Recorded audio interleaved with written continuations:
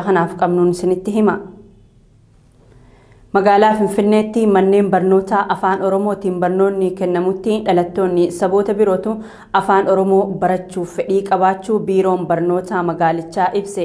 Xiinxaaliyiin Amaaraa fi deeggartoonni garichaa manneen barnootaa magaalaa Finfinnee afaan Oromoo barsiisutti mufatan manneen barnootaa keessatti hokkara kaasuuf hojjetaa jiru. Muhammad Fantaallee dabalata qaba. Hoogganaan biirichaa Obbo Zalaalam Mulaatuu ibsa addatti gaazexaa bariisaaf kennaniin qaamonni ilaalcha dulloomaa qaban magaalaa Finfinnee keessatti afaan Oromootiin barnoota kennuu akka yakkaatti ilaalaa jiru jedhan. Saboonni hedduun garuu deeggaruu dabree afaan Oromoon barachuuf fedhii olaanaa waan qabaniif akkaataa namoonni kunneen ittiin keessummeeffaman irratti malli dhahamaa jiraachuu himan.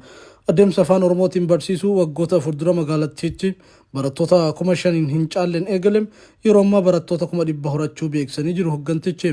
Shirri jiraatus kanaan booda mirga afaan ofiin barachuu saboota humni duubatti deebisu kamuu akka hin jirre dubbatanii jiru. Yeroo ammaa kana aanaalee magaalattii 125 keessa aanaalee 113 keessatti afaan Oromoon barnoonni kennamaa jira jedhan Obbo Zalaalam. Oolmaa daa'immanii 219 keessaa 145 keessatti manneen barnootaa sadarkaa tokkoffaa 258 keessaa 163 keessatti manneen barnootaa sadarkaa lammaffaa 79 keessaa 63 keessatti afaan Oromootiin barnoonni kennamaa jiraachuus eeranii jiru. Mirga afaan ofiitiin barachuu yookaan yaada ofiitiin ibsachuun mirga dimokiraasii biyyoonni addunyaa tumatanii itti fayyadaman qofa osoo hin taane mirga uuman dhala namaaf kenne waan ta'eef sirna afdaneessaa fi sabdaneessaa dhugoomsuu keessatti magaalaa Finfinnee fakkeenya taasisuun dirqama bulchiinsa magaalichaa ta'uus ibsanii jiru. Handhuura Oromiyaatti afaan Oromootiin barsiisuu fi barachuun taatee nama kamuu mufachiisuu miti kan jedhan Obbo Zalaalam bulchiinsi magaalattii adeemsa baruu fi barsiisuu eegalame gufannaa tokko malee gara fuulduraatti adeemsisuuf ga'umsas dirqamas qabaachuu himan. Manneen barnootaa kanneen keessatti haalli itti fayyadama barjaa alaabaa Oromiyaa fi kaarikulamii barnootaa manneen barnootaa mootummaa fi dhuunfaatti akkaataan hojiirra oolmaasaa haala olaantummaa seeraa kabachiisuuf nama gargaarutti bu'uura seeraa qabaachuu qabas jedhan.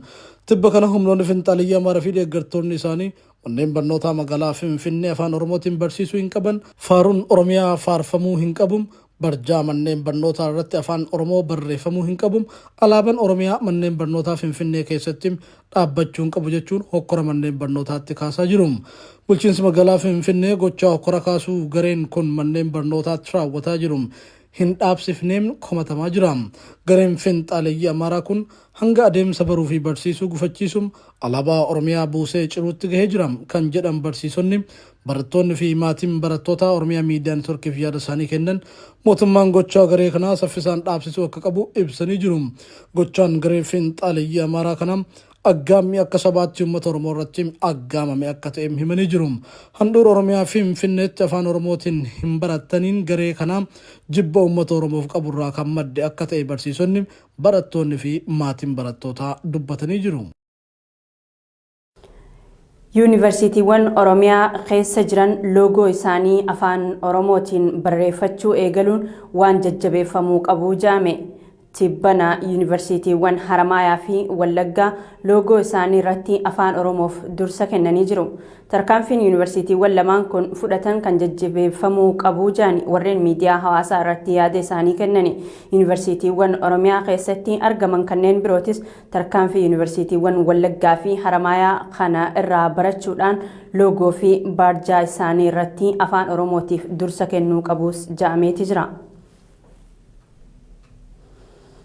Waraanni bilisummaa Oromoo zoonii kibba bahaa aanaa Heeban Arsiitti tarkaanfii fudhateen humnoota mootummaa irraa miidhaa geessisuu beeksise. Waboon akka je'etti waraansa humnoota mootummaa waliin tureen loltoonni mootummaa 12tu ajjeefame. 23 ammoo madaa'uu beeksiseeti jira.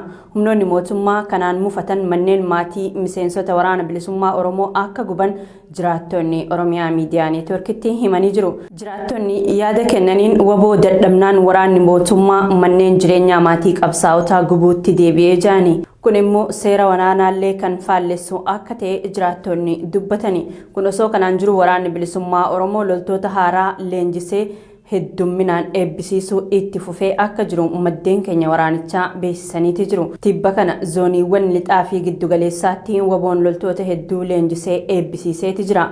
kun humna loltummaa waraana bilisummaa Oromoo kan cimsu akka ta'ee fi qabsoo taasifamuuf galtee guddaa akka ta'e ibsameeti jira.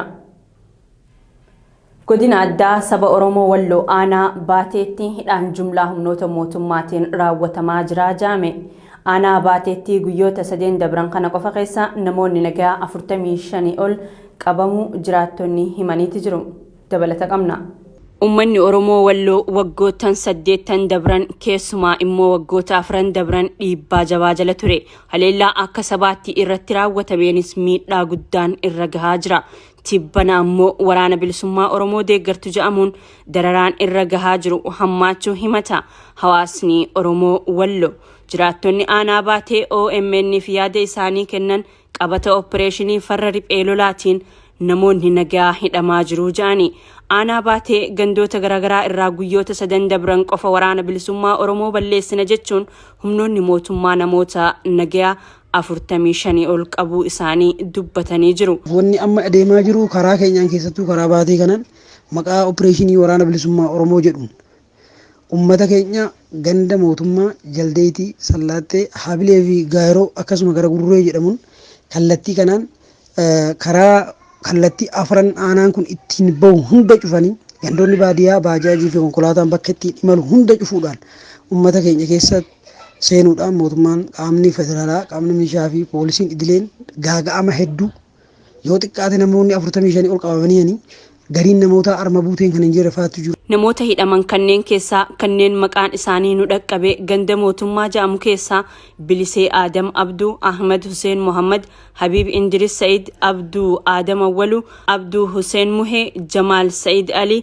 Ahmed Abduu Ali, Hundee Muhammad Umaree, Sayyoo Indiris Umar, Said Muummee, Muhammad Hussein Aliyyuu fi Ahmed Husuu yoo ta'an ganda Jaldeetti irraa immoo Hussein Maammee, Hussein Abdee Yasuuf, Indiris Abdullah, Muhee Umar, Hiddee Umar, Sayyee Aimee, Yusuf Ali fi Hiddee Ahmed Boggaalaa kanneen ja'amanidha. Akkasuma ganda Kohaafoo ja'amu irraa Indiris Ilma Nuuruu Muhee, Algaash Abduu, Hawwaa Husanuu, Amaanaa fi Faaxumaa Hassan kan ja'amanii fi kanneen biroo hidhamanii jiru jiraattonni. Dargaggoonni qabaman kunneen eessa akka geeffaman hin beekamus ja'aniiti jiru. Humnoonni mootummaa federaalaa, poolisii idilee fi milishaa waliin ta'uun gandoota aanichaa kanneen akka mootummaa Jaldeetti, Kohaafoo, Sallaaxxee fi Habilee ja'aman marsuun sochii konkolaataa fi baajaajiinis ugguranii ummata dararaa jiru ja'ani jiraattonni.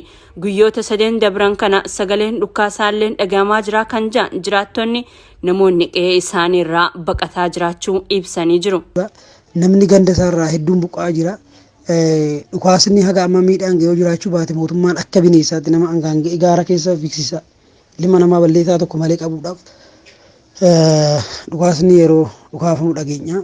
Akkasii wanni deemaa jiru waan ulfaataa fi waan hedduu nama yaaddeessuudha. Uummanni keenya har'allee ganama har'aa ganda daabba jedhamu irratti ganama har'aa ilma qabuu deemnaan ilmi baatii 5 dhabee be balleessaa tokko malee daa'ima waggaa 16 kun mucaa dhabnaan haadhaa fi abbaa fi akkayyaa namoota biraa isa guddise. Isaan qaban jaarsa yoo waan nama ajaa'ibu jaarsa dullacha waggaa 70 waggaa 60 qabanii. Guyyaa har'aa immoo humnoonni mootummaa ganda daabba ja'amutti manguddoo ganna 70 olii hidhanii jiru ja'ame. Manguddoon kun dargaggoo inni akaakayyuu ta'uuf humnoonni mootummaa barbaacha dhufanii dhabnaan abbaa isaa fi akaakayyuu ganna 70 olii akka hidhan odeeffannee jirra. Godina Iluu Abbaa Booraa magaalaa Mattuutti barsiisaa Dhaabaa Gammachuu, Masqaloo Badhaasaa fi Asfaaw namoonni ja'aman manaa fi bakka hojii isaanii irraa torbaan tokko dura humnoota PP'tiin hidhamuu jiraattonni himani. Namoonni kunneen waboo deeggartu ja'amuun akka hidhamanidha jiraattota irraa kan odeeffanne.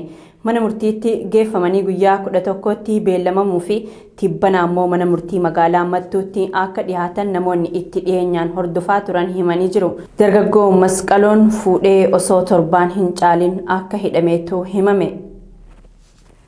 Itoophiyaatti torbaan lamaan dabran keessa lakkoofsi gaazexeessitootaa fi ogeeyyii miidiyaa humnoota nageenyaatiin to'annoo jala oolanii 18 ga'uu koomishiniin mirga namoomaa Itoophiyaa beeksise. Kanneen keessaa gaazexeessitoonni 3 guyyoota lamaan dabran to'annoo jala oolfamanii jiru. Hidhaan ogeeyyii miidiyaa kun akkaan yaaddessaa akka ta'e Koomishinarri Koomishinichaa Dr. Daani'eel Baqqalaa himaniiti jiru. Gaazexeessitoonnii fi ogeeyyiin miidiyaa hidhaman akka gadhiifamanis Koomishinichi gaafatee jira.